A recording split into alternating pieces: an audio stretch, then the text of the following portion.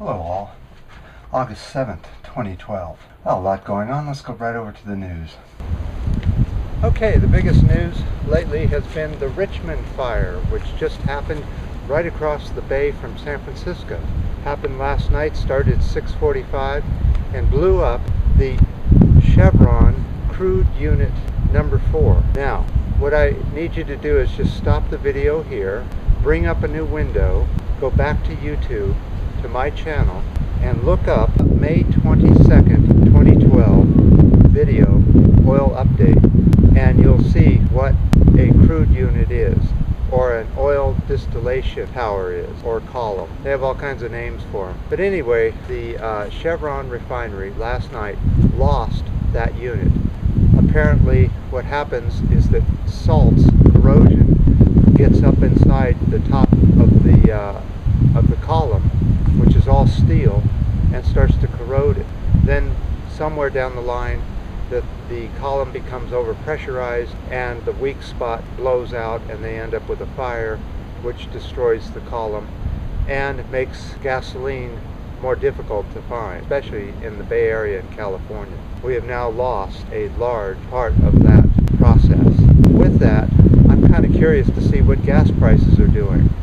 Inexpensive gas station going up, and this is the expensive gas station. $4.37 at the bottom. Oh, by the way, the fire is now out, and Chevron is saying that the unit is completely offline and will be that way for some time while they rebuild it.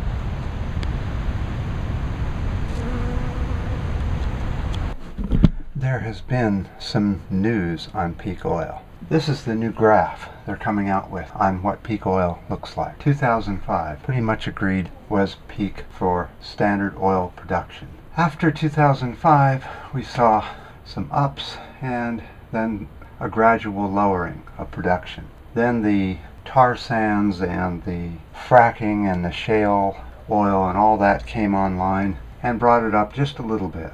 But as you can see, we're still on the decline now. We've been on the decline like that since about 2005, 2006, 2007. And it turns out it's about a 1% decline so far. Now, because this went up right here, that brought this up to 1%, but it was on a 5% decline before we discovered the shale and all the dirty oil.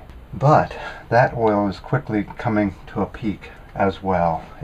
Most everyone is saying that the U.S. has now peaked on that type of dirty oil, and it will now decline. Same with many different places around the planet. The effort and the oil it takes to get the dirty oil out really isn't worth it. So you're still left with conventional oil. Now the prediction is 1% per year. They don't say for how long, but just logic would tell you that that 1% would then turn into like a 5%, and then a 10%, and then a 30%. Now the question is how far before, it gets to the point where people start dying because they can't get the food, supplies, and medical treatment they need. Right now we're at 7.3 billion people on the planet. The planet can sustain about 900,000 humans without oil. At this point, let's go up and check out the barges in San Francisco Bay.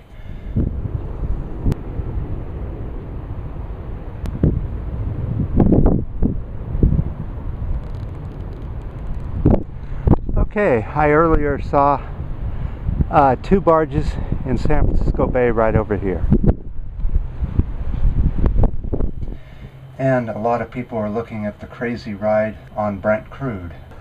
Alright, today we started out at about 109.5 and we bumped along a little bit, and we're about little less than 100, about 109 something, and suddenly Wall Street heard about the refinery fire in Richmond, and it went straight up to about 110 or a little bit more, and kept going up and up and up and up all the way to 111.9.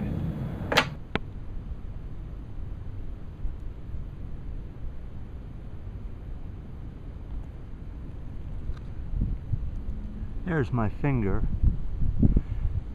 They're so tiny. Little mushrooms of some sort.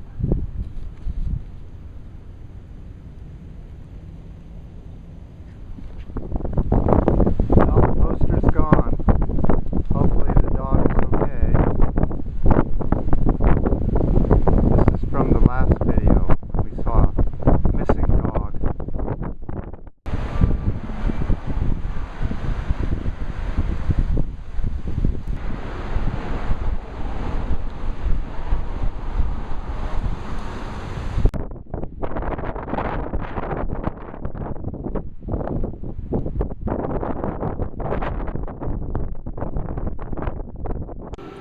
Alright, all I wanted to show you this coffee mug, semi-clear glass, with this bright orange California poppy. It's really quite pretty. You can see it on Pink Barrio.